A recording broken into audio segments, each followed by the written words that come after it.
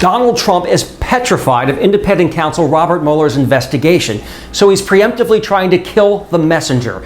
The president is actually investigating the investigators looking for alleged conflicts of interest. These so-called conflicts include investigators who gave money to Democrats, those who had business clients affiliated with Democrats, and those who had friendly or professional relations with fired FBI Director James Comey. One wonders if Trump will eventually try to disqualify investigators who gave money to or voted for his Republican primary opponents, such as Little Marco, Energy Jeb, and Lyin Ted. Trump seems to believe the only people qualified to investigate him are hardcore loyalists and lackeys who support him no matter what he does. You know, like shooting someone in the middle of Fifth Avenue.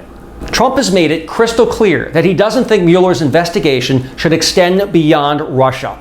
But in the real world, it doesn't work that way. If law enforcement uncovers new crimes while investigating Russia, it's their duty to enforce the law.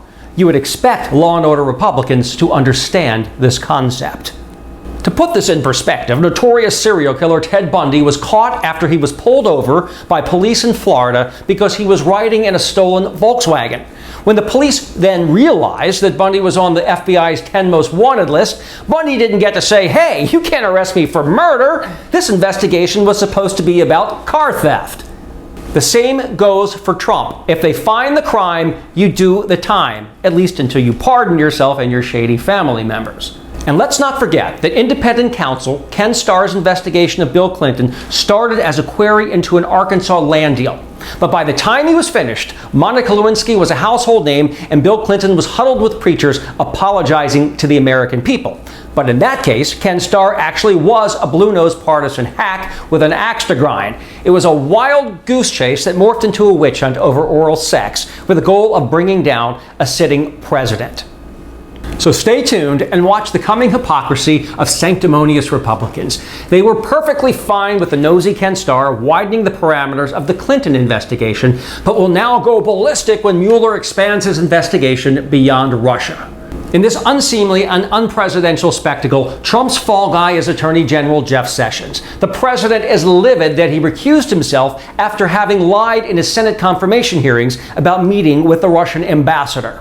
Trump expected Sessions to be a lapdog apparatchik stooge who protected the president from being investigated. Trump flat out told the New York Times this week that he would never have hired Sessions had he known he would have recused himself.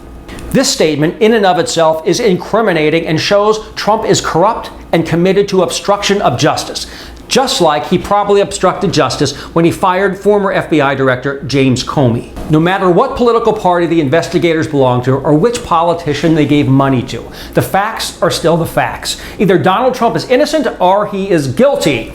Based on his bizarre and unconscionable interference so far, I'm betting on the latter. This is your daily reality check with Wayne Besson. Have a great weekend.